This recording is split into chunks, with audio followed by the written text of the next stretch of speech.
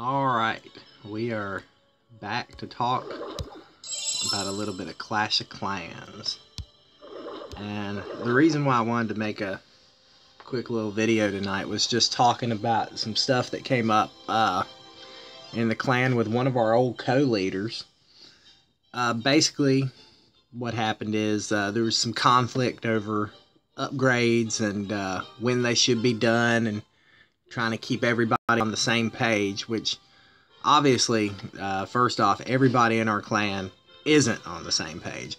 Our goal is to keep as many people on the exact same pace as possible to make most of the war matches we get into as fair as we can get for the troop levels and different combinations we'll have to face off. So when we talk about war matchups, we'll just take a look here at the war map we have going right now. We've got me in the #1 spot. Then we've got a few of our 9s here going down to #8. Sir Wawish being our newest 9. So let's take a look at the base that we have on the map right now. Now Sir Wawish has a level 9 queen, level 10 king, but no expos yet. So Sir Wawish is actually right on pace with where he should be, because we've talked about building expos, when to do them, and how they affect the war matches. And so let's look at the rest of his stats he's got going on here. Before a player builds expos, and this isn't a definitive rule that dominates Clash of Clans, from the experiences we've had, from the things we've seen, there are 2 structures, 3 counting the town hall, but there's 2 different types of structures that severely weight your base, matches you against higher bases when you go into war. And those are going to be the expos and the inferno towers. So what you're trying to do as you're building your base, moving from 8 into 9, is make that transition smooth, so you don't necessarily get matched up against tougher opponents sooner than you're ready for. Now keep in mind, in this war in particular here, Sir Wawish, he's fallen into the #8 spot. He's the lowest 9. So above him, he's got 1, 2, 3, 4, 5, 6 Town Hall 9s that can help him cover what would be considered his mirror in the #8 spot. And so this map worked out pretty balanced, because we've got a 10 versus a 10, and then we've got 7 Town Hall 8s in a row. So when we talk about expos and things like that and weighting the war map, let's take a look at the guy that got matched up in the same position on the opposite map as Sir Wawish. Now you can see he's got a level 8 king, really spread out base. This guy does not appear to have an archer queen. If he does, I can't find it. So that tells you about the offensive capabilities of this player.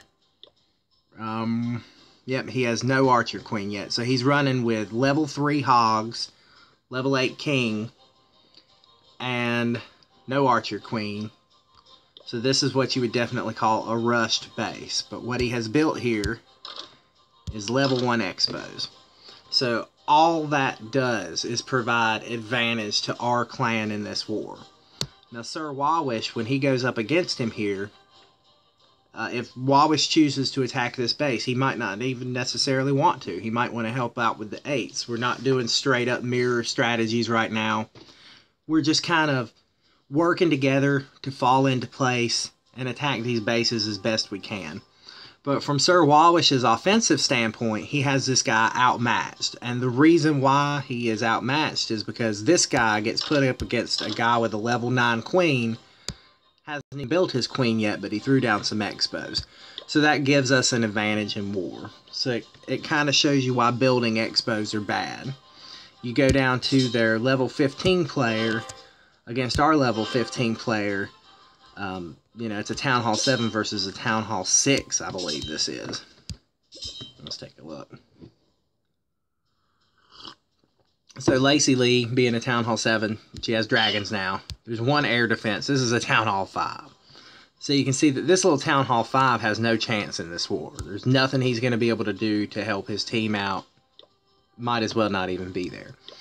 But there's two schools of thought.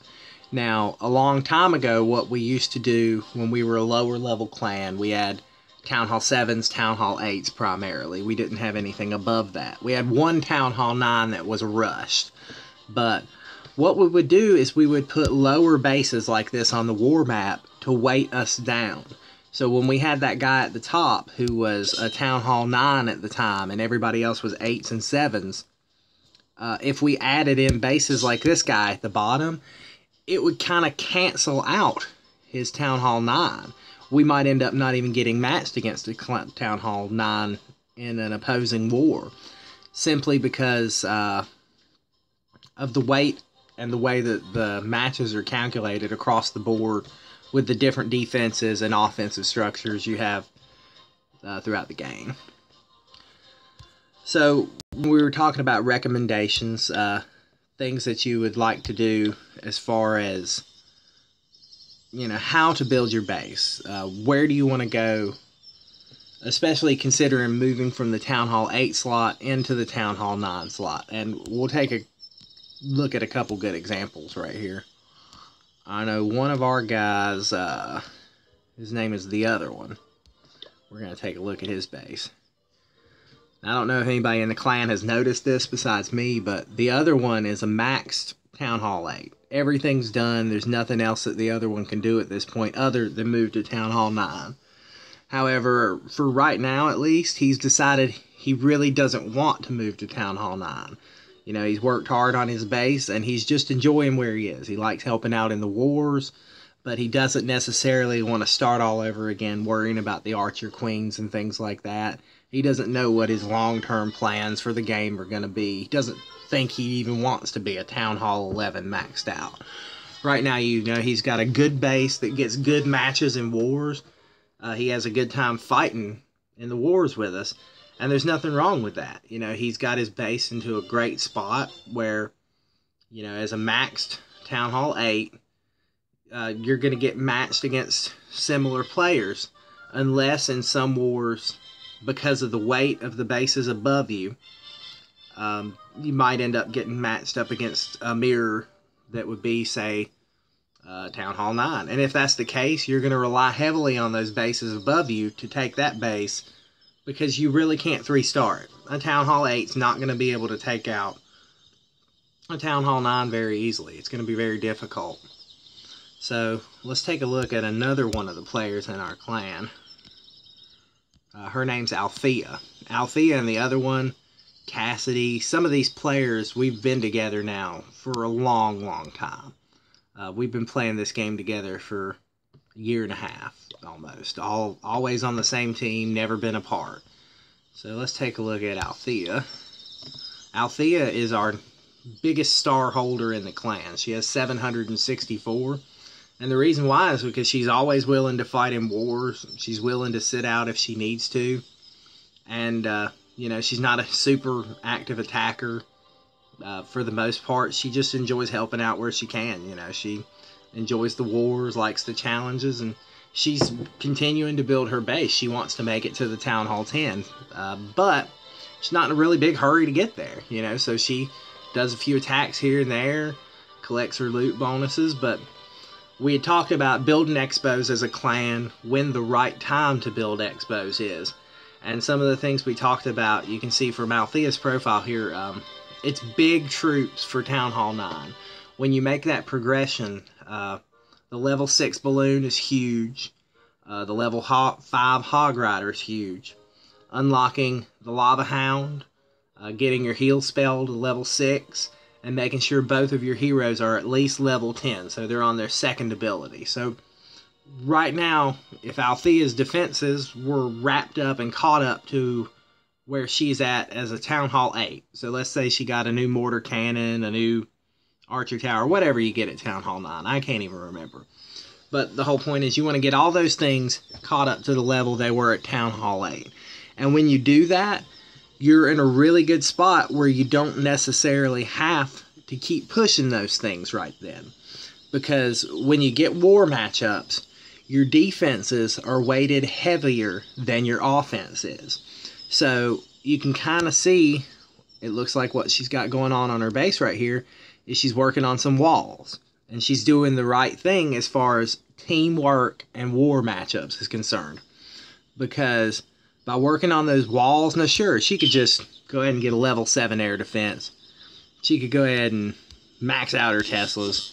But I mean, every time you upgrade a defense, it doesn't matter what your offense is capable of doing. It doesn't matter what your experience is capable of doing. You're going to bring in not only a harder war matchup for yourself, you're going to bring a harder war matchup for the players that are underneath you. So when you talk about wars, matchups, and teamwork, for the most part, it's really important. And we've got a lot of players that are doing a great job at staying on the same rhythm, you know, making sure they're not getting their defense ahead of their offense. So over here, I talked to her the other day. She was really excited, finally got the money. She's done the right things for her base, and she's got her first level 1 expo building.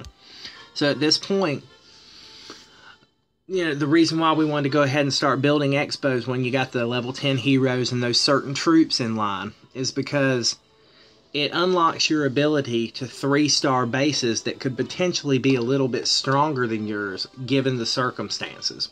If traps are exposed, clan castles are exposed, you could be helpful in places that before you might not be able to, just with those troops. The Lava Loon attacks, the Goho attacks, she's got everything she needs to almost 3-star a top 9. You know, she's not going to be able to hold any more troops. Camps are maxed. I think so. Yeah. She's not going to be able to do anything but upgrade heroes, defenses, and the rest of her troops now.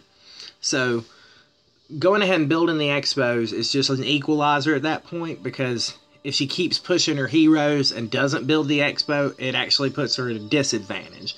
Because it's going to come at a certain point when those other players on the war map, they're going to bring the expos into your challenge, whether you want it there or not. So, right where she's at right now is a great spot to go ahead and build her 2 expos. But at that point, talking about a town hall moving forward, level 1 expos to level 3 expos, there's not a huge difference in what they're going to do defending you on a war map. They're actually really great hit point buildings more than anything. They don't deal out a whole lot of damage. What they do, though, is they absorb damage, cause distraction, and add some more spaces to your base that the player has to attack in order to 3-star you. And that's what it's all about in war. It's defending the 3rd star, and those 1 or 2 stars mean the whole world and difference in winning and losing a war. But again, that's a team thing. So some of the things that came up in the clan this week is we talked about when's the best time to upgrade the rest of your defenses, when the best time to go ahead and upgrade your expos.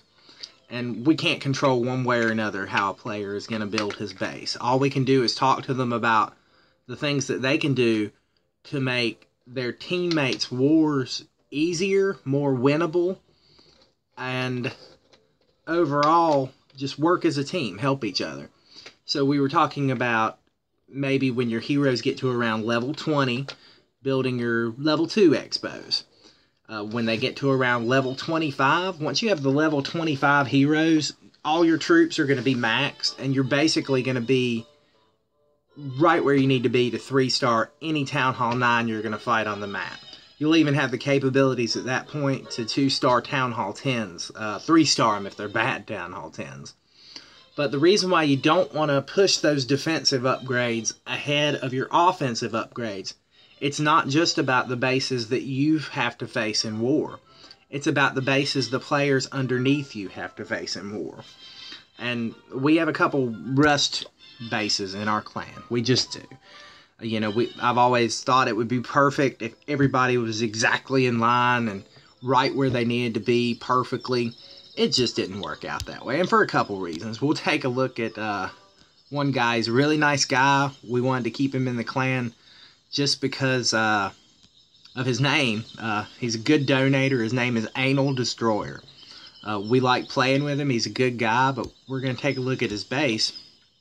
And when he came to join the clan, you know, you can obviously see he's got level 13 and 12 heroes.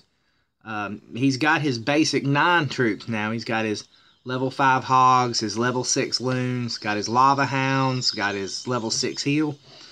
His heroes are a little lacking, but he's got the basic stuff now to 3-star a lot of Town Hall 9s, but the heroes are really low, which would make it harder on him to defeat some of the higher Town Hall 9s, because those heroes can make a big difference.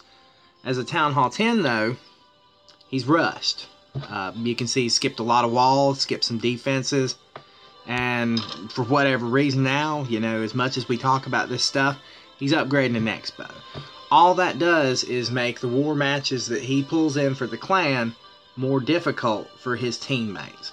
And so my response to that for him is I can't play him every war because of the base he's built. These level 2 and level 1 Inferno towers, he shouldn't even have them yet, you know. Realistically, he shouldn't have his level 2 Expo yet. You know, these should be level 1 if anything, and this one shouldn't exist. And so I won't put him on every war map, and he understands that because he's made the wrong decisions on his base before we ever met him.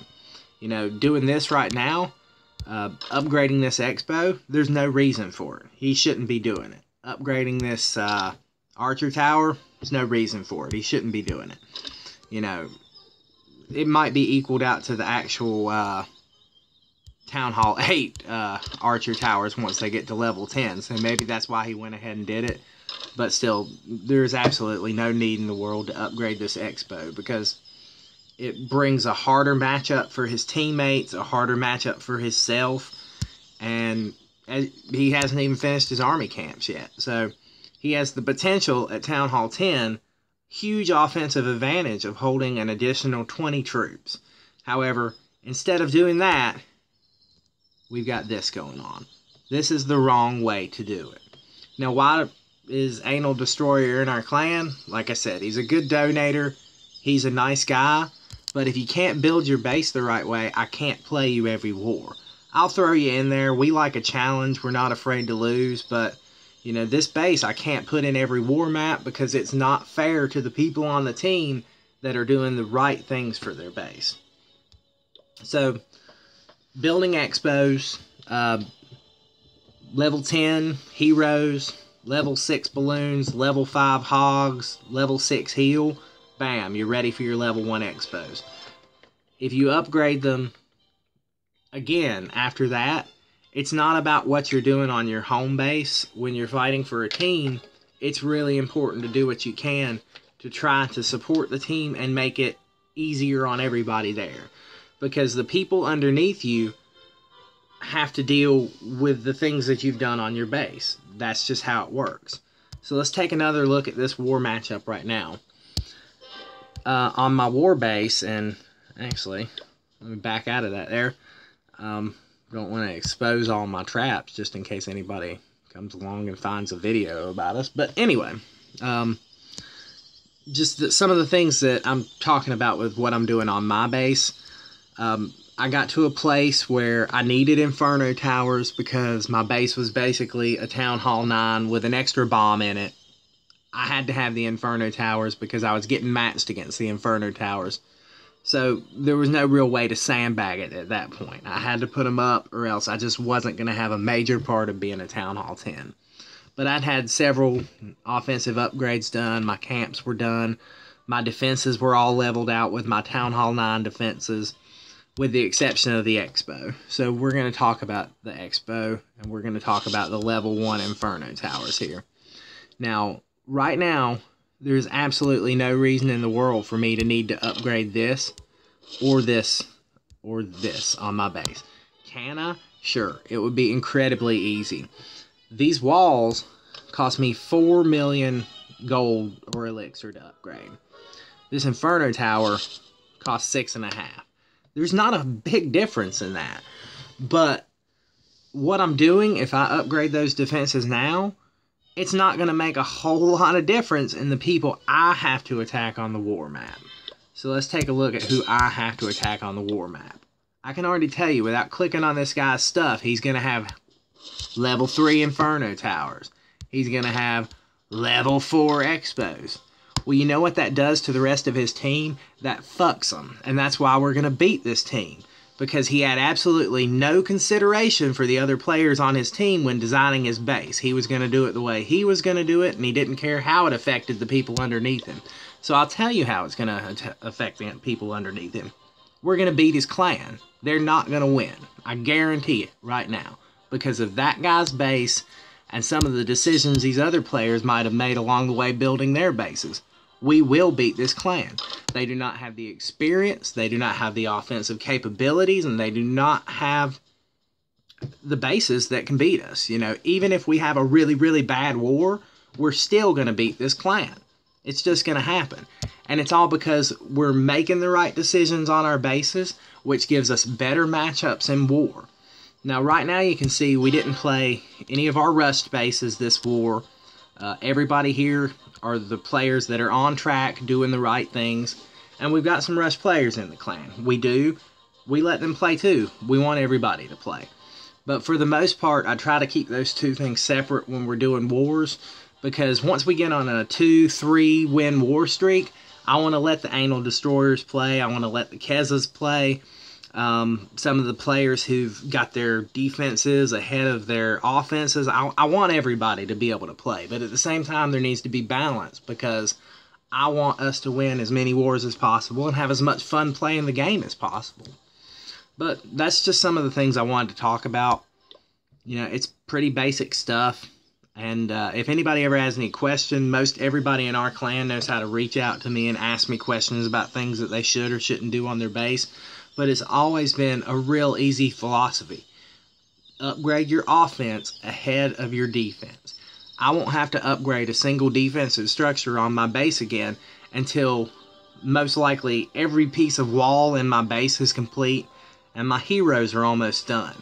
By the time I start upgrading defenses, I'm going to be a lot closer to Town Hall 11 than I am going to be to Town Hall 10. And that's my goal, because I want to stretch out the fun of the game for myself and for everybody playing with me as long as possible. There's no benefit whatsoever to pushing defenses ahead of offense. And that's really all I had to say. You know, no war replays. This is the first video I've ever made where I just sat here and talked about the game the whole time. But that's all it's about. I just wanted to talk about why we want to make those decisions. It's not always about one player and the decision he makes. The decisions we make affect other people. And so we want to be able to work as a team, build as a team, and have fun playing as a team. So, thanks everybody for watching. Have a good night.